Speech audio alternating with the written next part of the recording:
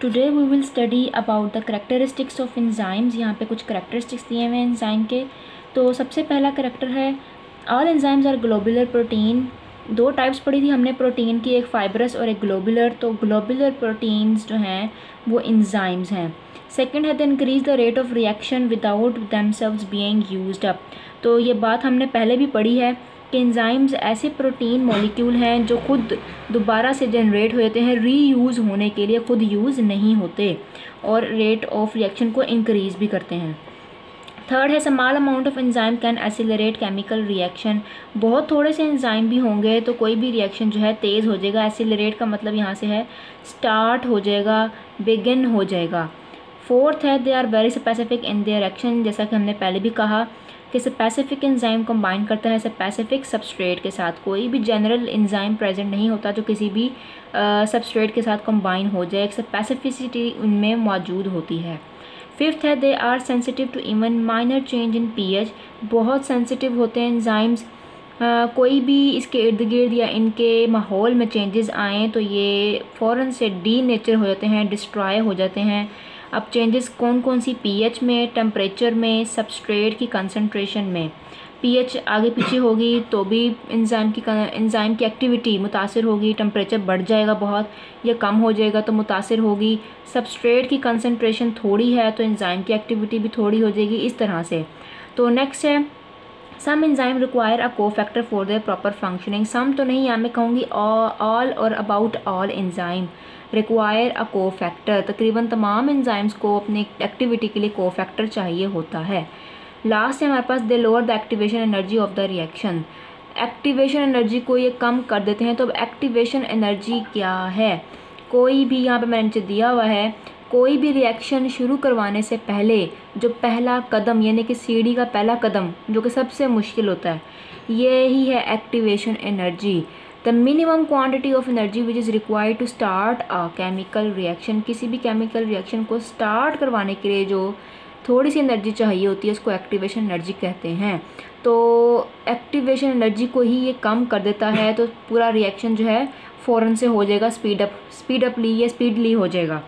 Next हमारे पास enzymes को तो हम देख रहे हैं, अब कुछ एग्जांपल्स आ गई हैं एंजाइम की हमारे पास कि कौन कौन से एंजाइम्स जो हैं हम कॉमनली अब देखते हैं। मशहूर एंजाइम के 3 के नाम मैंने यहाँ पे लिख दिए हैं। पहला है पेप्सिन, ये एंजाइम हमारे स्टमक में प्रेजेंट होता है, प्रोटीन को डाइजेस्ट करता है। सेकंड सुक्रेज, जो शुगर सुक्रोज को तोड़ता है, उसकी ब्रेक डाउन करता है। अब ये लफ्ज़ एज का जो सुफिक्स है ये बार बार एंजाइम में आता है। अक्सर एंजाइम के एंड में ASE आता है, जिस तरह कार्बोहाइड्रेट में हमने पढ़ा सुफिक्स OSE आता है, तो एंजाइम के एंड में ASE आता है।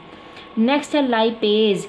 लाइपेज एंजाइम ब्रेक डाउन करेगा किसकी, लिपिड्स की। किन में ब्रेक डाउन कर देगा, फैटी एसिड में और ग्लिसरॉल में, यानी कि जिस चीज़ के लिपिड बने हुए होते हैं उन्हीं में दोबारा इसको तोड़ देगा, ग्लिसरॉल और फैटी एसिड में। अब एंजाइम के अंदर सबस्ट्रेट फिक्स किस तरह से होता है, इसके हमारे पास 2 मॉडल हैं जो 2 साइंसदानों ने दिए हैं। सबसे पहला मॉडल है लॉक एंड की मॉडल, ईमेल फिशर ने दिया था 1809 में। इस मॉडल को हम नाम से ही पहचान सकते हैं, जिस तरह ताला होता है लॉक और की चाबी, हर ताले के अंदर हर किस्म की चाबी फिक्स नहीं हो सकती। एक ख़ास किस्म के ताले में एक ख़ास किस्म की ही चाबी जो है डलती है तो वो ओपन होता है। सिमिलरली यहाँ पे लॉक से मुराद एंजाइम लिया गया और की से मुराद सबस्ट्रेट को लिया गया। इस मॉडल के मुताबिक active site of an enzyme जो होती है वो रिजिड होती है। ये हमारे पास एक्टिव साइट जो मौजूद होती है किसी भी एंजाइम की वो हार्ड होती है, रिजिड होती है, जिस तरह किसी ताले में होती है। And used as template only. Template का मतलब है कोई भी स्ट्रक्चरल फॉर्म के तौर पे इस्तेमाल होती है। जैसी स्ट्रक्चर एक्टिव साइट की होगी वैसा ही सबस्ट्रेट उस जगह पे आके अटैच होता है, यानी कि की तरह, तो फिर वो एंजाइम काम करता है। लेकिन ये मॉडल जो है रिजेक्ट हो गया था, सपोर्ट नहीं किया गया इस मॉडल को। नेक्स्ट हमारे पास जो मॉडल है वो है इंड्यूस फिट मॉडल, जो खोशलैंड ने 1959 में दिया था। एक्चुअली इंड्यूस फिट मॉडल जो है ये लॉकन की मॉडल की ही मॉडिफाइड फॉर्म है। सबस्ट्रेट जो है एक्टिव साइट पे ही आके लिंक अप होता है, लेकिन सबस्ट्रेट जब कंबाइन होता है, when substrate combine with enzyme it induces charges. यहाँ से इस मॉडल का नाम निकला है इंड्यूस चार्जेस से। ये किसी भी एंजाइम के एक्टिव साइट पे चार्ज को इंड्यूस कर देता है उसके स्ट्रक्चर को चेंज करने के लिए, और फिर स्ट्रक्चर जैसे ही चेंज होता है सबस्ट्रेट वहाँ पे उस चार्जेस की वजह से ज्वाइन हो जाता है। तो ये मॉडल जो है मोस्ट एक्सेप्टेड मॉडल है, यही मॉडल आजकल माना जाता है।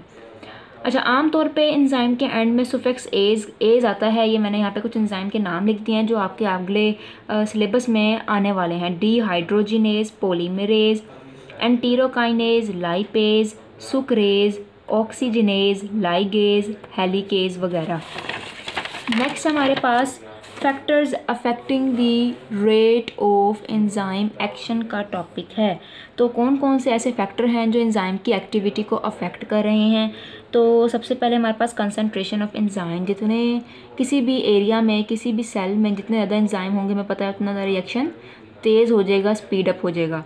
तो ये डायरेक्ट रिलेशन है। जितना हमने रिलेशन किस में देखना है, रेट ऑफ रिएक्शन में और कंसंट्रेशन ऑफ एंजाइम में। तो ये क्या है, डायरेक्ट रिलेशन है। यहाँ पे मैंने ग्राफ के ज़रिए इसको शो किया है, जिसमें वाई एक्सिस पे रेट ऑफ रिएक्शन और एक्स एक्सिस पे नंबर ऑफ एंजाइम लिखा है। जितने जितने नंबर ऑफ एंजाइम बढ़ते जाएंगे रेट ऑफ रिएक्शन भी बढ़ता जाएगा। ये कर्व जो है इंक्रीज़ हो रहा है। तो ये इस तरह से हमने शो कर दिया इसको। नेक्स्ट हमारे पास सबस्ट्रेट कंसंट्रेशन। जितनी ज़्यादा सबस्ट्रेट की अमाउंट होगी, एंजाइम भी अगर मौजूद हैं, तो रेट ऑफ रिएक्शन जो है बढ़ता जाएगा, इंक्रीज़ होता जाएगा।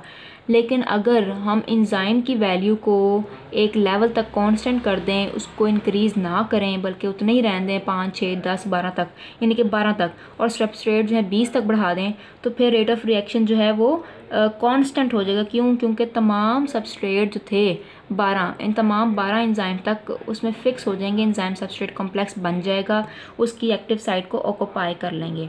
देखा जाए तो ये भी डायरेक्ट रिलेशन है। अगर हम उसकी वैल्यू को, किसकी वैल्यू को, सबस्ट्रेट की वैल्यू को कांस्टेंट नहीं रखते तो यहाँ पे मैंने ग्राफ बनाया है जिसमें सबस्ट्रेट की कंसंट्रेशन दी हुई है और रेट ऑफ रिएक्शन या रिएक्शन रेट जो है दिया हुआ है। तो जिस तरह से सबस्ट्रेट बढ़ता जा रहा है, रेट ऑफ रिएक्शन भी जो है बढ़ता जा रहा है। यहाँ तक इंक्रीज़ जो है कर्व हुई है, उसके बाद ये कर्व सीधी जा रही है। ये सीधी क्यों जा रही है? यहाँ पर हमने एंजाइम जो है कांस्टेंट ले लिए हैं। एंजाइम, अब जैसे ही एंजाइम कांस्टेंट हुए हैं तो सबस्ट्रेट बेशक आप बढ़ा भी दें तो नंबर ऑफ़ एंजाइम क्योंकि कांस्टेंट हैं तो उसमें सबस्ट्रेट भी उतने ही लगेंगे जितने एंजाइम होंगे। तो फिर कर्व जो हमारे पास कांस्टेंट चलने लग जाएगा। नेक्स्ट हमारे पास जो थर्ड फैक्टर है वो है टेम्परेचर का। तो हर एंजाइम टेम्परेचर स्पेसिफिक होता है, लेकिन एंजाइम की एक्टिविटी इंक्रीज़ इन टेम्परेचर से बढ़ती जाती है।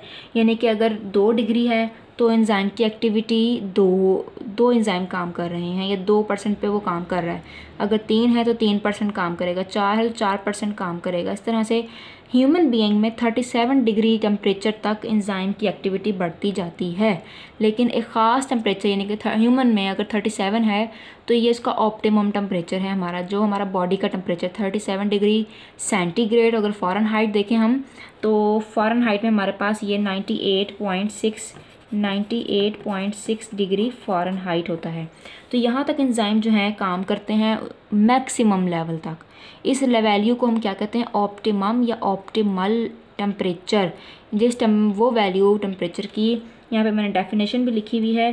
टेम्परेचर की वो वैल्यू जिस पे एंजाइम की एक्टिविटी जो है क्या हो जाए, मैक्सिमम हो जाए। ह्यूमन की ये ऑप्टिमल वैल्यू या ऑप्टिमम वैल्यू जो है 37 डिग्री है। इससे ज़्यादा अगर टेम्परेचर होगा तो एंजाइम की एक्टिविटी कम हो जाएगी, बढ़ेगी नहीं, कम हो जाएगी। अच्छा, एक और बात आपने याद रखनी है, हर 10 डिग्री टेम्परेचर बढ़ने पर एंजाइम की जो एक्टिविटी है वो डबल हो जाएगी। यानी कि अगर पहले 10% काम कर रहा था कोई एंजाइम 20 डिग्री पे और अब टेम्परेचर 30 डिग्री सेंटीग्रेड हो गया है, तो अब 10% का डबल क्या होगा? 20%। तो 20% उसकी एक्टिविटी अब हो जाएगी। यहाँ पे मैंने ग्राफ शो किया हुआ है, टेम्परेचर दिया हुआ है 10, 20, 30, 40, 50 डिग्री एक्स एक्सिस पे, और रेट ऑफ रिएक्शन ये आप देख रहे हैं रेट ऑफ रिएक्शन बढ़ रहा है। कहाँ तक? ये जी 37 डिग्री पे जाके सबसे ज़्यादा मैक्सिमम है, जो कि क्या है? Optimum temperature.